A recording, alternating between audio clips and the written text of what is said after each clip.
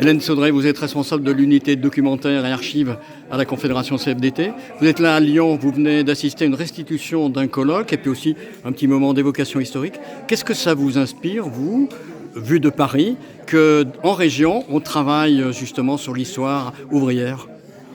Ça m'inspire que vous êtes un groupe très très dynamique et que cette transmission de l'histoire, de la mémoire, à travers justement des plus jeunes, des plus âgés, je trouve que c'est vraiment très très important. De la transmission des valeurs CFDT, c'est vraiment quelque chose que vous faites très bien et justement qu'on essaie au niveau confédéral de faire dans les régions.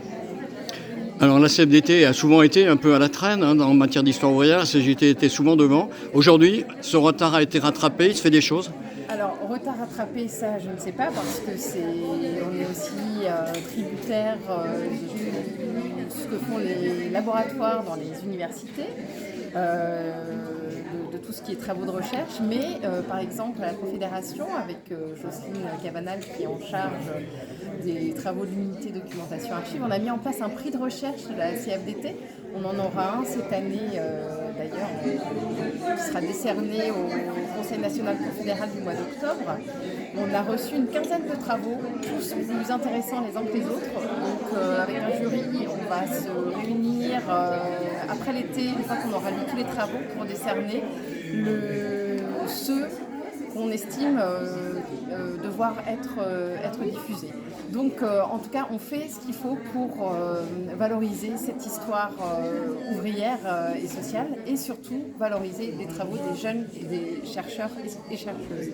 Ultime question, est-ce que la Confédération CFDT s'enrichit justement de ces travaux historiques, de cette expérience, de ceux qui sont passés avant ?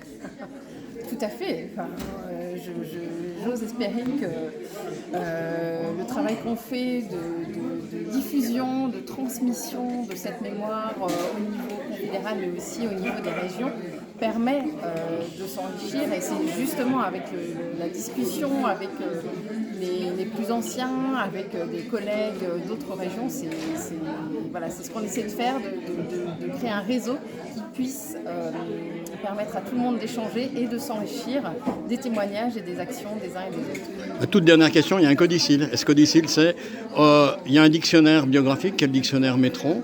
Aujourd'hui, le dictionnaire Métron continue à s'enrichir ? Il continue à s'enrichir. La mise en ligne des biographies